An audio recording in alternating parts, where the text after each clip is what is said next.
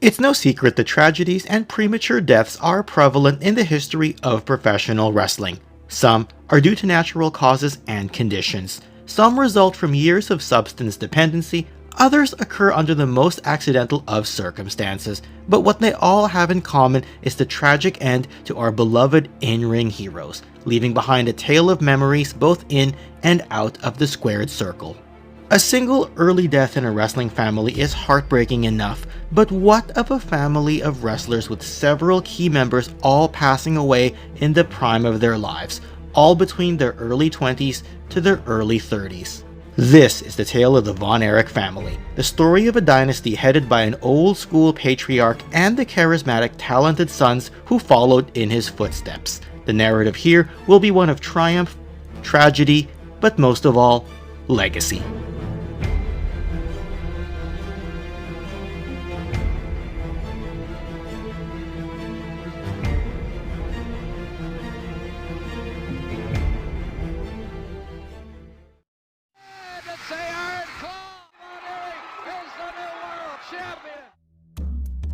To fully get a grasp on this story, one needs to travel back to the beginning.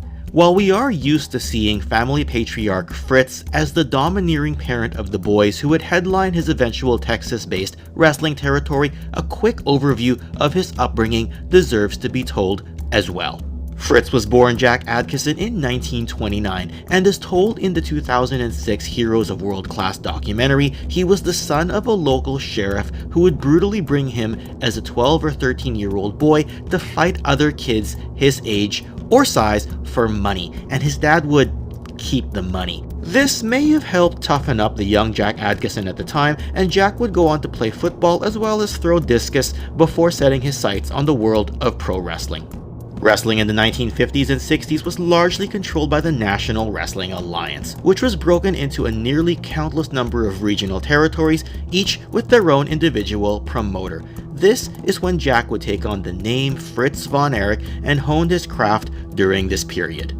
Winning various championships, including the prestigious AWA World Heavyweight Championship, he'd also spend time teaming with kayfabe, i.e. not real-life brother Waldo Von Erich, who he met during his early days in the Canadian-based Calgary territory, promoted by legendary Canadian wrestler Stu Hart. Of course, Stu helped train Fritz in what would become the Stampede Wrestling territory of the NWA, and Stu himself would naturally go on to train his vast group of sons and other wrestlers to the level of global success.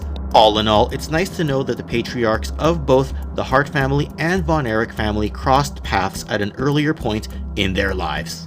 By the late 1960s, Fritz would not only have been promoter, but also took over the Dallas-based territory after a fatal heart attack of partner Ed McLemore. After a number of years, Fritz would eventually redub the territory from the name of Big Time Wrestling to the now revered World Class Championship Wrestling, a name that would eventually find itself at or near the top of the National Wrestling Alliance's territory system in terms of drawing power and sales revenue. But before all this, it should be noted that tragedy would strike the family earlier on in Fritz's career, bringing an unimaginable amount of grief to Fritz and his wife Doris as young parents.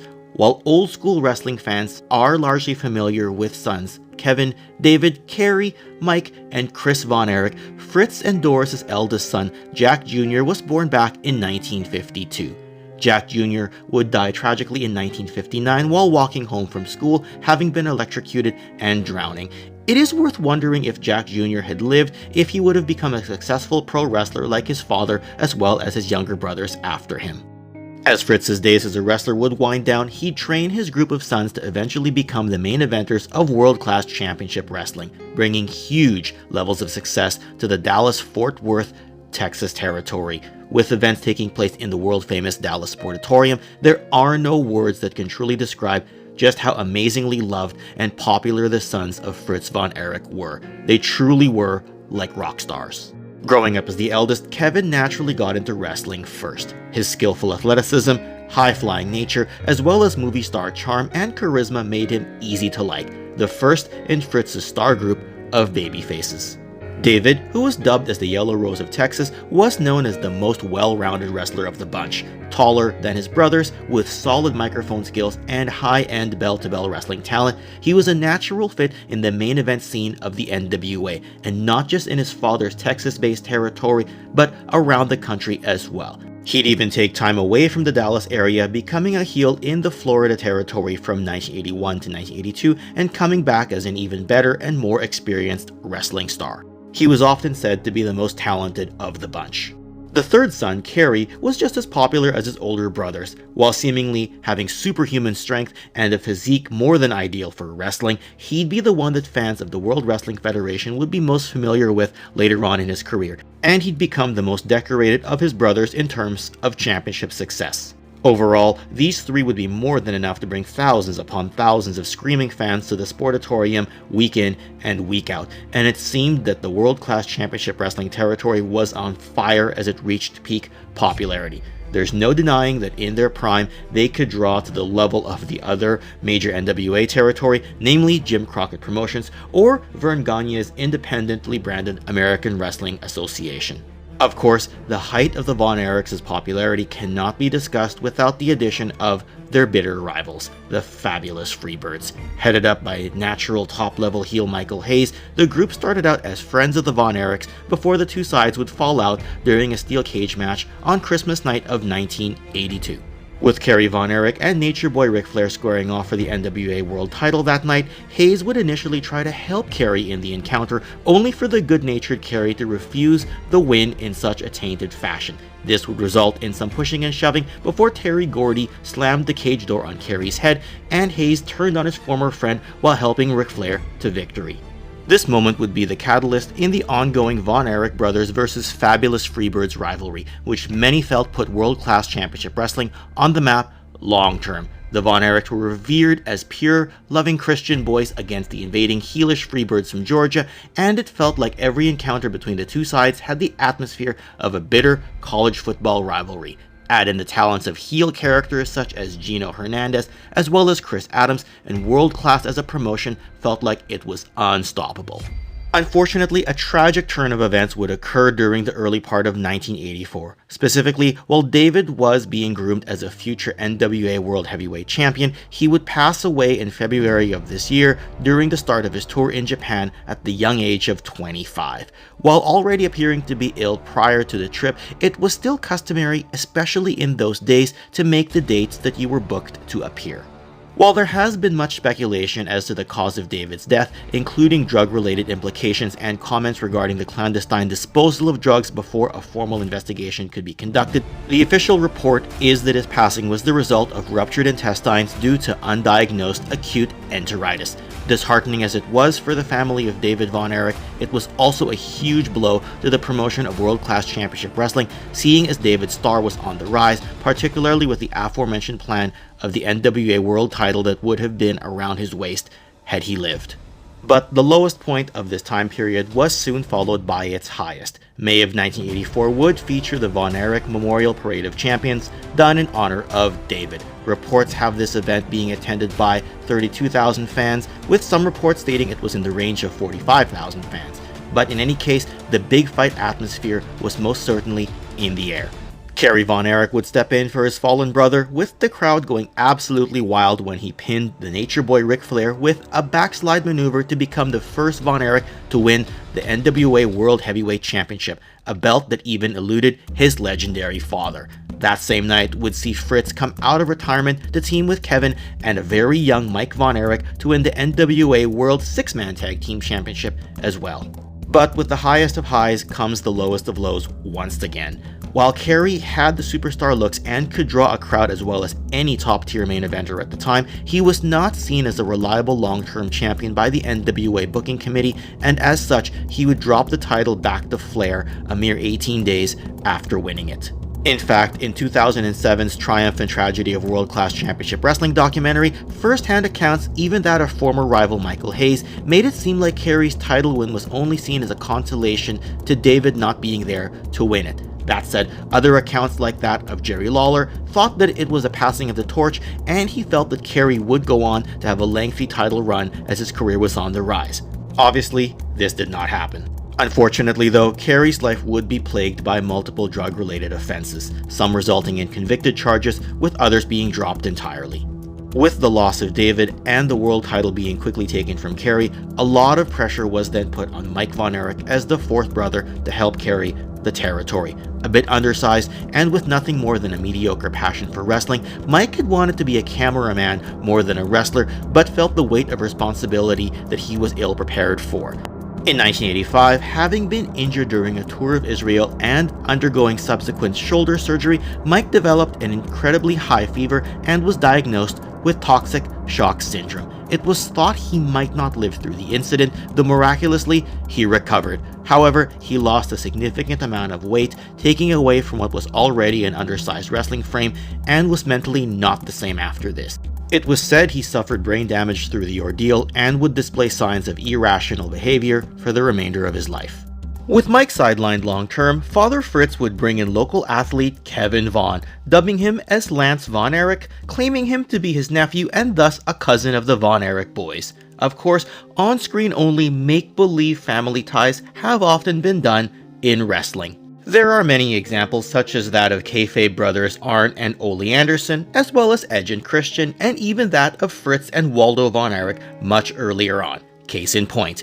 And Lance was listed to be the kayfabe son of Waldo. Now, while this sort of thing wasn't necessarily questioned by fans, this particular one was different.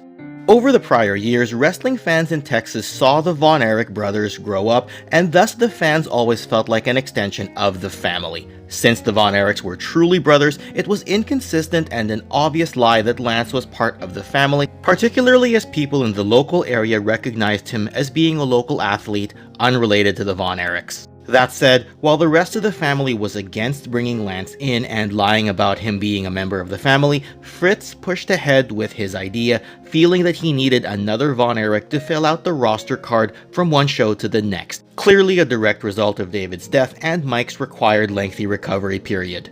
Eventually though, Lance would sign with a rival promotion, and in a rare instance of breaking kayfabe, Fritz went on the air and denounced Lance, admitting what fans knew all along, that the young star was never a Von Erich after all. This entire ordeal would further damage Fritz's relationship with his fans, many of whom already felt he was pushing his boys too hard in the wrestling ring. And as 1986 rolled around, we'd see further unfortunate circumstances occur. Top heel Gino Hernandez would mysteriously pass away in February of a cocaine overdose, though speculation of foul play and murder would persist for decades. Another massive blow to an organization looking to find its upside once again. And if this wasn't bad enough, Kerry Von Erich would end up in a consequential motorcycle accident while traveling at high speed. With his foot being crushed, he was also to be sidelined long term.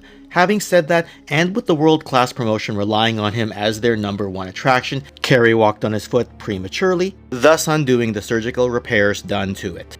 Eventually, he'd have his foot amputated. Kerry would continue his wrestling career with a prosthetic, though he swore others, including family and promotional officials, to secrecy regarding this prosthetic, as he didn't want to be seen any differently due to this handicap. All in all, he'd continue to wrestle as a main eventer for World Class, and no one was any wiser about the amputation. That said, such an injury would leave Kerry even more dependent on substances and painkillers, a problem he was already having prior to the motorcycle accident. Of course, all of this could not have come at a worse time. World Class Championship Wrestling had decided in 1986 to branch off from the NWA, much like the AWA and WWF had done in the years prior. Now redubbed as the World Class Wrestling Association, Fritz and company had felt that the NWA world title would not come back to one of their stars, as it was largely in the hands of wrestlers from the North Carolina-based Jim Crockett Promotions. Now considered as independent and with its own recognized world heavyweight title, the loss of stars either by death, long-term injuries, or losing them to rival promotions meant that World Class as an organization was on a downturn. While all this was going on, Mike Von Erich did return as an active wrestler, but he just wasn't the same person he had been previously. With the damage done to him after being hospitalized back in 1985, and the unrealistic expectation for him to fill David's role as a top star in World Class, Mike spiraled further downhill. Tragically, he went down to a nearby lake in April of 1987, where he got himself intoxicated and overdosed on a sleeping aid, having left a suicide note stating that he was tired of embarrassing his family. He had been arrested on DUI charges just days earlier, and his body was found in a sleeping bag several hundred yards from where he had parked his car. With attendance and revenue dwindling, it was obvious that World Class was not the promotion it had once been. As an example of this, while the Von Erich Memorial Parade of Champions was attended by anywhere from 32,000 to 45,000 fans as reported earlier in 1984, the 1987 edition dipped to just under 6,000 fans in attendance. As 1987 would draw to a close, another frowned-upon promotional tactic was used. At the annual Christmas Wrestling Star Wars event, a brawl would occur between the Von Erichs and the new Freebirds. This would result in Fritz intervening and being beat down by the newly reformed Freebirds, and as Fritz was returning to the locker room, he collapsed in what was staged to be a heart attack incident. While completely scripted and planned to draw sympathy for the Von Erich family once more, the fans were weary by the number of tragedies that had already occurred, and it was deemed as an unwelcome angle. This fake heart attack has the dubious honor of being called the Wrestling Observer newsletter's most disgusting promotional tactic of that year, and World Class had already won a few of these unflattering awards in the past for other poorly received storylines. A primary contribution to the downfall of promotions like World Class was the growing nationwide and eventual international stranglehold that Vince McMahon's World Wrestling Federation would have on the industry, what with WrestleMania proving to be an annual blockbuster and their growing schedule of pay-per-views and supercards, it was hard for any promotion, including World Class, to compete. A late pushback in 1988 was made by World Class, whereby they cross-promoted the Super Clash 3 event with the AWA, as well as Jerry Jarrett and Jerry Lawler's Memphis-based CWA, all in hopes of raising interest in their respective promotions. Ultimately, it was not well received and not the financial success they hoped it would be, and it would become clearer and clearer that the WWF was unbeatable as a wrestling gargantuan. As the clock turned from the late 80s to 1990, the writing had been on the wall for some time. The Von Erichs would sell their shares of the company, with Jerry Jarrett assuming control and merging the Dallas-based territory with his Memphis wrestling territory. Ultimately, World Class was over and the United States Wrestling Association was born, thus bringing the end to an unforgettable era of pro wrestling. The early period of the United States Wrestling Association, or USWA, was when the youngest brother, Chris Von Erich, would become more active as a wrestler. While he had performed run-ins and been loosely involved in angles a few years prior involving his brothers, it was time for Chris to step into the ring full-time. He would have some angles during this period, including that against Percy Pringle, an individual who would eventually become Paul Bearer. But Chris was always limited by his diminutive size, standing only 5 feet 5 inches tall, and with having both asthma as well as brittle bones due to the medication he was taking, Chris's physical limitations did not suit the rough and tumble requirements needed for that of a wrestler. Since his older brothers were his heroes, all he wanted for his life was to be a wrestler, but due to the brittle bones, he was prone to injury and would break bones on routine wrestling moves. And on the Triumph and Tragedy of World Class Championship Wrestling documentary from 2007, Kevin Von Erich even tells a story where Chris broke his arm while landing from a dropkick during a tag match, but wanted to keep wrestling anyway, and Kevin had to force himself to tag in to get Chris out of harm's way. The young Von Erich was as tough as they come on the inside, but being a wrestler on the level of his brothers just wasn't going to happen for him. On September of 1991, just before his 22nd birthday, Chris would also commit suicide, shooting himself in the head near the family farm, the fourth Von Erich brother to die under such tragic circumstances. With one tragedy after another, there was some hope for a bright spot when Kerry Von Erich signed with the World Wrestling Federation for a couple of years, beginning in mid-1990. Given the name of the Texas Tornado, Kerry would go on to win the prestigious Intercontinental Championship from Curt Hennig at SummerSlam of 1990. Needless to say, this is no small accomplishment, especially at a time when holders of this belt would either catapult themselves to the world title picture and at times were seen as the best workers that the company had to offer. He'd hold the belt for just shy of 3 months.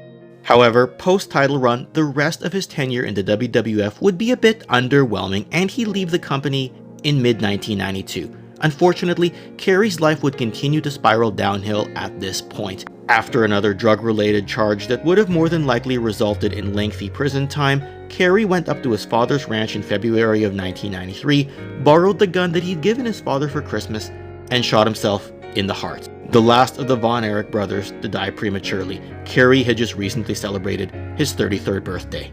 It is worth discussing Kerry's accomplishments a little bit here, as they do leave him as a massive legend in the world of pro wrestling. In addition to having the it factor that many top stars have, winning the NWA World title and the WWF Intercontinental titles between 1984 and 1990 were no small feat at the time. And that's in addition to the other slew of NWA championships, as well as in his own father's world-class promotion. For fans who came around after the territory days were over and began their wrestling viewership experience during the WWF era, it's likely for these people that Kerry and his run in the WWF would result in him being the Von Erich that these fans are most familiar with. He felt like a larger-than-life figure in the days of old-school wrestling. It should be noted that Kerry did confide in a few friends, including Bret Hart, who told in his 2007 autobiography called My Real Life in the Cartoon World of Wrestling that Kerry was thinking about joining his late brothers. By this point in time, Kevin, as the last of the Von Erichs in his generation, had buried all of his brothers. One saddening quote he gave was, "I used to have 5 brothers, and now I'm not even a brother." While Kevin is the one who lived through all this, he wasn't without his own struggles and close calls. In the Dark Side of the Ring documentary featuring the Von Erich story, Kevin discusses an incident where he deliberately stole a gun from a shop and walked out of the door in plain sight. And with all the tragedies he'd been through, he was feeling emotional and was even going to welcome prison time after all that he'd endured. However, he thought it through and returned the gun immediately, then hugged the owner and embraced some of the other visitors of the shop, who naturally recognized him as one of the major wrestling stars of their territory. He also recalls an experience in this Dark Side of the Ring episode whereby Fritz had become diagnosed with brain cancer and went as far as to point the gun at Kevin after all his brothers had died. Kevin left the scene knowing his dad wasn't in the right frame of mind at the time, stating that his father was indeed a good man at heart, though the cancer had taken hold by this period. Fritz would pass away in 1997 at the age of 68. For all that he's gone through, Kevin is the one who is featured in the Von Erich documentaries chronicling the legendary family's days in wrestling, such as the aforementioned Heroes of World Class, Triumph and Tragedy of WCCW, and Dark Side of the Ring features. That's also in addition to the Tales from the Territories episode that discusses the Dallas-based territory. By the time 2009 rolled around, the 5 Von Erich brothers and their father Fritz would be inducted into the WWE Hall of Fame. Kevin would be on hand to accept the honor on behalf of his family, with former rival Freebird Michael Hayes being the one to carry out the induction speech ahead of Kevin's appearance. The Freebirds would also join the WWE's Hall of Fame as of 2016. For all that's occurred, Kevin has stated numerous times that he doesn't expect anyone to think that he has suffered unbearably. He considers himself fortunate for all the years he had his brothers with him, even if he couldn't keep them for as long as he would have liked. His sons, Marshall and Ross Von Erich, are professional wrestlers as well, having held the MLW Tag Team Championships. Within this following generation, it should be noted that Kerry Von Erich's daughter Lacey would also wrestle for a period of time, notably in TNA wrestling during 2009 and 2010. Kevin has found peace living in Hawaii and spends time with his children and grandchildren, having wrestled his last match in a team with his sons back in 2017 in Israel, a place in which the Von Erich name is celebrated almost as much as it was in Texas during its heyday. He's had the spotlight, the fame, the ups and downs along with tragedies, but he's lived a long, fruitful life and is grateful for it. Ultimately, there's a ton of stories about the Von Erichs that could go beyond what any video or documentary could offer.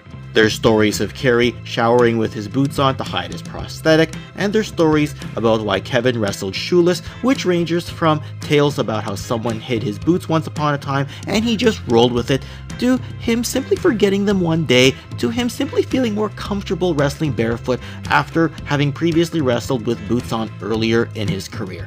There's also the other tragedies that have occurred outside of the immediate purview of World Class, such as the deaths of former stars like Bruiser Brody and Chris Adams.